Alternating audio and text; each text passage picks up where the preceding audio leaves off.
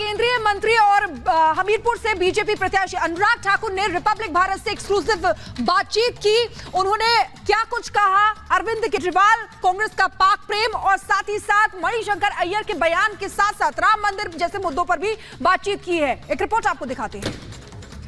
हमारे साथ बात करने के लिए अनुराग ठाकुर जी। अनुराग जी, आज आप विजय संकल्प यात्रा निकाल रहे हैं। मुझे लगा जोश जनता का जो देखने को मिल रहा है, ये उत्साह उमंग दिखाती है कि मोदी सरकार 400 पार बनने वाली है। हमने देखा कितना बड़ा जन सैलाब आपको केवल देखने के लिए यहाँ पे उमड़ी हुई है और लगातार ये जनता का प्यार और आशीर्वाद है जो मुझे 4 बार सांसद बनाया और 5वीं बार बनाने की तैयारी है। एक बार फिर कांग्रेस ने राम मंदिर को लेकर के अनर्गल बयान दिया है और शुद्धिकरण की बात की है, क्या कहेंगे आप? कांग्रेस का स्तर इतना राजनीति में गिर गया कि लोग आज कांग्रेस को 40 पार भी नहीं करेंगे और मोदी जी की सरकार 400 पार करके बनाएंगे। जो तेलंगाना के सीएम हैं वो सेना पे फिर से सवाल उठा रहे हैं, आप किस तरीके से देखते हैं? कांग्रेस सदा सेना का अपमान करती रही। ये हिंदुस्तान को ना तब मंजूर था ना आज मंजूर है। भ्रष्टाचार कांग्रेस करती रही तो रक्षा सौदों में और अब हमारी सेना को भी और कमजोर करने का प्रयास कर रही। जो सेना आज इतनी मजबूत है, मुंह तोड़ जवाब पाकिस्तान और चीन दोनों को देती है। कांग्रेस का पाकिस्तान प्रेम, एक बार मैं फिर से पूछना चाहता हूँ, जिस तरीके से बयानबाजी हो रही है तो कांग्रेस का पाकिस्तान प्रेम दिख रहा है। ये स्पष्ट दिखता है कि पाकिस्तान का हाथ कांग्रेस का साथ। कांग्रेस के कई नेता रहते हिंदुस्तान में है, गुणगान पाकिस्तान का करते हैं। तो तमाम मसलों को लेकर विपक्ष पर बड़ा हमला बोलते हुए अनुराग ठाकुर केंद्रीय मंत्री यहां पर नजर आए। लोमस सीधा हमारे साथ हमीरपुर से इस वक्त जुड़ रहे हैं। लोमस, किस तरीके से चुनाव प्रचार चल रहा है और सबसे बड़ी बात जो अलग अलग मसले हैं उन पर केंद्रीय मंत्री अनुराग ठाकुर विपक्ष को आड़े हाथ ले रहे हैं? बिल्कुल साफ तौर पे सुमित, अगर आपको यहाँ की तस्वीर दिखाएं अभी, क्योंकि हम हमीरपुर में मौजूद है, साफ तौर पे यहाँ पे एक जन सैलाब उमड़ा हुआ है अनुराग ठाकुर को देखने के लिए और साफ तौर पे आप देख सकते हैं जनता का एक जन सैलाब यहाँ पे गांधी चौक पे उमड़ा हुआ है। जिस तरीके से आज विजय संकल्प यात्रा अनुराग ठाकुर के द्वारा निकाली गई, यहाँ पर लोगों का एक हुजूम यहाँ पे उमड़ा हुआ और कुछ यहाँ पे जो वोटर्स हैं, जो यहाँ के स्थानीय लोग हैं हमीरपुर के, उनसे भी हम बात करने की कोशिश करते हैं। आप लोग यहाँ पे पहुंचे हुए हैं बड़े जन सैलाब के साथ, किस तरीके से देखते हैं कि लोगों का कितना समर्थन है? पूरा समर्थन है अनुराग सर के साथ, 400 पार इस बार। किस तरीके से देखते हैं आप लोग यहाँ आई हैं? बोल दो। बिल्कुल, यहाँ पर कई सारे महिलाएं हैं, उनसे भी हम बात करने की कोशिश करते हैं। आप लोग यहाँ पे पहुंचे हुए हैं एक बड़े जन सैलाब के साथ और किस तरीके से देखते हैं आपके हाथ में यहाँ पर बैनर पोस्टर भी है? बस हम बार बार यही चाहते हैं कि मोदी सरकार आए और हमारे सांसद अनुराग जी ठाकुर जी आए। बस हम बार बार यही चाहते हैं। हमें अनुराग जी ने अपना विजय संकल्प यात्रा निकाला और आप लोग उसमें शामिल हुए हैं? ये शामिल है उसमें। हाँ, तो कितना बड़ा जन सैलाब है, किस तरीके से देखते हैं? और साथ ही इतना बड़ा जन सैलाब इकट्ठा हुआ है, इतना जन सैलाब पहले कभी आज तक नहीं हुआ है। आज बहुत जन सैलाब इकट्ठा हुआ है। मोदी जी के नेतृत्व में जो सरकार बनने जा रही है उसके उपलक्ष्य में बहुत ज्यादा जन सैलाब इकट्ठा हुआ है। बिल्कुल, यहाँ पे युवा भी हैं कुछ और कुछ दुकानदार भी हैं जो कि यहाँ पर लगातार ही इस पूरे यात्रा को देख रहे हैं। यहाँ पर लोगों का एक हुजूम उमड़ा हुआ है केवल और केवल अनुराग ठाकुर को देखने के लिए। जी, ये तो इसमें कोई बोलने वाली बात नहीं है। ये तो सब अनुराग ठाकुर जी के लिए आए हैं, बीजेपी के लिए आए हैं, मोदी जी के लिए आए हैं और हम दुकानदार आदमी हम भी साथ में इसमें समझ। बहुत काम किया है उन्होंने, कहा जा रहा है कि काफी काम किया है। अगर एजुकेशन सेक्टर की बात करें और मेडिकल सेक्टर की बात करें, जी बहुत बढ़िया है। यहाँ पे मेडिकल कॉलेज का काम चला हुआ है अभी, जो भी इसके अनुराग ठाकुर जी के सहयोग से ही हो रहा है। सड़कों का जाल बिछा। बिल्कुल लोमस, आप वहां पर जनता से बात कर रहे हैं और उनमें जो उत्सुकता है वो देखी जा रही है। लोकतंत्र का पर्व है और हर कोई मनाना चाहता है। बहुत बहुत शुक्रिया हमारे साथ जुड़ने के लिए। आगे देखेंगे 2 मिनट में भारत।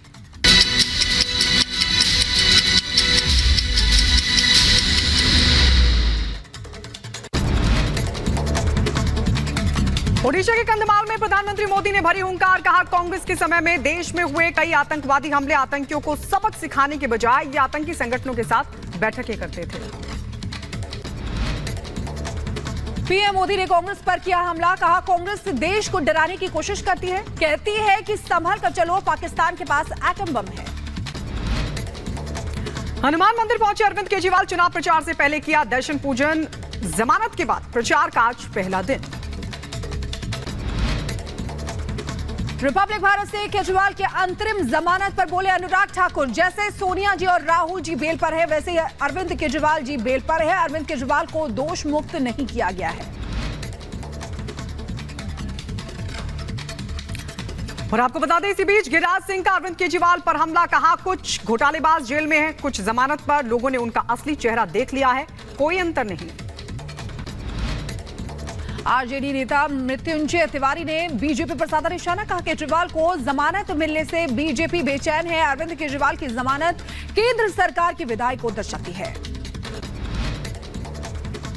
अरविंद केजरीवाल की अंतरिम जमानत पर बोले दिग्विजय सिंह, कहा बेल में इतनी देरी क्यों, बेल उनका अधिकार, अरविंद केजरीवाल को क्यों नहीं दी गई परमानेंट बेल। केजरीवाल के अंतरिम बेल पर बोले आरजेडी नेता मनोज झा, कहा बिना ठोस जांच के किया गया था गिरफ्तार। हेमंत सोरेन को भी दे दी गई जमानत तो झारखंड से भी बीजेपी का हो जाएगा सफाया। जेल से निकलने के बाद सीएम अरविंद केजरीवाल ने किया ट्वीट, लिखा हनुमान जी के आशीर्वाद से और जनता की दुआओं की वजह से आप सबके बीच लौटकर खुशी हुई। अंतरिम जमानत पर जेल से रिहा हुए अरविंद केजरीवाल समर्थकों ने किया जमकर स्वागत। केजरीवाल बोले तानाशाही का होगा अंत। बीजेपी प्रत्याशी हर्ष मल्होत्रा का अरविंद केजरीवाल पर हमला, कहा चुनाव प्रचार के दौरान अरविंद केजरीवाल को जनता को बताना चाहिए कि कैसे किया शराब घोटाला। नमस्कार, आप देख रहे हैं रिपब्लिक भारत और मैं हूं आपके साथ गायत्री शर्मा। सुमित शिखा भी इस बुलेटिन में मौजूद हैं। ल्यूमिनस स्टूडियो में आप सभी का बहुत बहुत स्वागत है। दोपहर के 1 बज चुके हैं, लेकिन शुरुआत करेंगे इस वक्त की बड़ी खबर के साथ। और बड़ी खबर है कि अरविंद केजरीवाल, दिल्ली के मुख्यमंत्री अरविंद केजरीवाल हनुमान मंदिर पहुंचे, जहां उन्होंने पूजा अर्चना की। चुनाव प्रचार से पहले उन्होंने हनुमान मंदिर में की पूजा अर्चना। ये बड़ी खबर आपको बता दें, अरविंद केजरीवाल दिल्ली के मुख्यमंत्री, जिनको कल अंतरिम जमानत मिली है और आज प्रचार में जुट जाएंगे। लेकिन इससे पहले कनॉट प्लेस के हनुमान मंदिर पहुंचे अरविंद केजरीवाल। चुनाव प्रचार से पहले हनुमान जी के दर्शन किए, पूजा अर्चना की। थोड़ी देर में प्रेस कॉन्फ्रेंस भी करेंगे। अंतरिम जमानत के बाद प्रचार का आज उनका पहला दिन है और तस्वीरें हम आपको दिखा रहे हैं। भगवंत मान भी उस दौरान मौजूद नजर आए जब हनुमान मंदिर में दर्शन के लिए गए थे अरविंद केजरीवाल। तो उधर लगातार शराब घोटाला मामले में बीजेपी अरविंद केजरीवाल को घेर रही है, कह रही है कि ऐसे कौन जमानत लेता है। अरविंद केजरीवाल जिनको कल अंतरिम जमानत मिली है और अब वो आज से चुनाव प्रचार में जुट जाएंगे। 39 दिन बाद उन्हें जमानत मिली है गिरफ्तारी के बाद और अब वो जुट गए हैं चुनाव प्रचार में। तो देखिए किस तरीके से पूजा अर्चना की है। अब चुनावी मैदान में अरविंद केजरीवाल उतर चुके हैं। 1 बजे प्रेस कॉन्फ्रेंस भी वो करने वाले थे। आपको बता दें कि दिल्ली की जनता इस पर क्या कुछ सोचती है, आइए दिखाते हैं आपको। जेल का ताला टूट गया, केजरीवाल छूट गया। दिल्ली की 7 सीट और पंजाब की 13 सीट अरविंद केजरीवाल जीतने वाले हैं। उन्होंने जो शिक्षा की क्रांति जगाई है, शिक्षा और स्वास्थ्य जनता की मूलभूत आवश्यकता है। आज हर गरीब का बच्चा अच्छी पढ़ाई करने लगा है। लोग प्राइवेट स्कूलों से सरकारी स्कूलों में जा रहे हैं। ये सिर्फ केजरीवाल ही कर सकता है और कोई नहीं कर सकता है। आ रहे तो अच्छी बात है, उनको कुछ मिलेगा यहाँ से, जो कुछ मांगे यहाँ हनुमान मंदिर से मिलेगा ना, तो इसलिए आए। तो जो भी कुछ मांगा हो जाए काम। बाहर आना तो उसका बेकार है, वो किसी काम का नहीं है। घोटाले तो उसने किए हैं, ये तो सत्य है। ये तो उसको जेल से सरकार ने नहीं, सुप्रीम कोर्ट ने रिहा करा है। आना सरकार के काम काज जो इसके किए तो दिल्ली में कुछ नहीं किया है, सिवाय नोटंकी के कुछ भी इसने कुछ नहीं किया। आने से क्या फर्क पड़ता है, कुछ नहीं फर्क पड़ता। मेरे पास अपॉर्चुनिटी है कि उनसे मैं आज देख भी लूँगा, मिल भी लूँगा। मैं भी आज दर्शन के लिए आया था। अच्छी बात है, देश में एक ऑप्शन है केजरीवाल, और ऐसे हम बड़ी नज़र से ना देखें किसी चीज़ को कि अगर वो रिहा हो रहे हैं तो अच्छी बात है कि हो सकता है कि लाइफ में चेंजेस भी आ जाए, लोगों के देश में चेंजेस भी आ सकते हैं। आम आदमी पार्टी के लिए बहुत अच्छा दिन है आज, और बीइंग मैं एक हाउसवाइफ हूँ तो फैमिली के लिए समझ सकती हूँ कि बहुत खुशी का दिन है। उनकी वाइफ आज बहुत खुश होंगी, तो ये बहुत अच्छा दिन है उनकी फैमिली के लिए। बड़ी खबर आपको बताएं, बीजेपी का अरविंद केजरीवाल पर बड़ा हमला। जेल रिटर्न चीफ मिनिस्टर हैं केजरीवाल। जेल रिटर्न क्लब के सदस्य अब केजरीवाल बन गए हैं और दहाड़ने वालों के सुर त्योहार जाकर बदल गए। कोई जमानत पर रिहा है तो कोई फरार है। ये बड़ा हमला बोलती हुई बीजेपी नजर आ रही है। अरविंद केजरीवाल को जेल रिटर्न मिनिस्टर बता रही। केजरीवाल जी अब जेल रिटर्न चीफ मिनिस्टर्स के एलीट क्लब में शामिल हो गए हैं। ये वो क्लब है जो बहुत पुरानी सदस्यता जिन लोगों ने ली है। 1997 में लालू प्रसाद यादव जी इस क्लब के सदस्य बने। 1996 में तमिलनाडु की मुख्यमंत्री जयललिता जी इस क्लब की सदस्य बनी। फिर सन 2000 में तमिलनाडु के मुख्यमंत्री करुणानिधि जी जेल रिटर्न क्लब के सदस्य बने। फिर 2006 में झारखंड के मुख्यमंत्री Shibu Soren ji jail return club के सदस्य बने। फिर 2008 में मधु कौड़ा जी जेल रिटर्न क्लब के सदस्य बने। और मजे की बात यह है कि अब उस जेल रिटर्न क्लब के सदस्य बनने के बाद जो खुशी मना रहे हैं आम आदमी पार्टी के लोग, तो मुझे लगता है कि अन्ना को अपना गुरु मानने के बाद लालू यादव जी को अपना गुरु मानने का जो उन्होंने दिखाया था रामलीला मैदान में, तो उसका पूरा प्रभाव उनके ऊपर नजर आ रहा है। तो जेल से आने पर, और वो भी केवल शॉर्ट टर्म में विशेष परिस्थितियों में जैसा दिया गया है, उसके बाद जो उनकी ये खुशी दिखाई पड़ रही है, तो मतलब लगता खुशी मिली इतनी जो मन में ना समाए, पलक बंद कर लूं कहीं छलक ही ना जाए। तो इस इंडी गठबंधन के लिए मैं एक बात कहना चाहूंगा, देखिए कितनी मजेदार बात यह है, जो दहाड़ दहाड़ के कहते थे शीला दीक्षित जी को जेल में डाल देंगे, जो चिंगाड़ चिंगाड़ के कहते थे सोनिया गांधी जी को जेल में डाल देंगे, तिहाड़ में जाकर उनके सुर कैसे बदल गए कि वो आकर इन्हीं के आगे नतमस्तक हो गए। और क्यों? अब उनके बीच में कोई दरार नहीं है।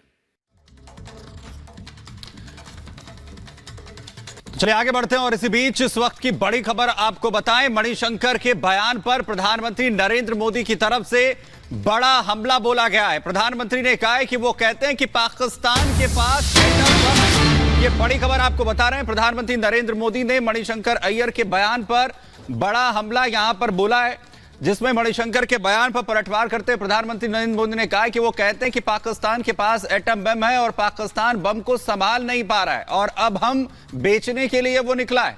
पाकिस्तान पाक के एटम बम का कोई खरीदार नहीं है। कांग्रेस देश को डराना चाह रही है।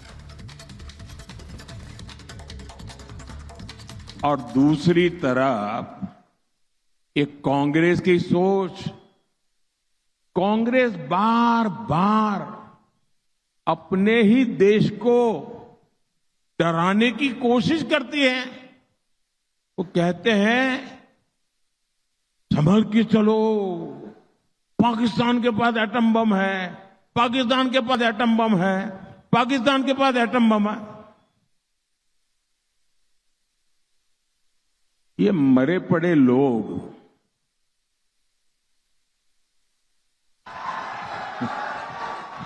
ये देश के मन को भी मार रहे हैं जी। और कांग्रेस का हमेशा ऐसा ही रवैया है। ये जो पाकिस्तान के बम बम बम की बातें करते हैं ना, आज तो पाकिस्तान का हालात ये है कि इन बम को संभालना कहां, वो भी उसके बस का रोग नहीं है। अब तो वो बम बेचने के लिए निकले हैं।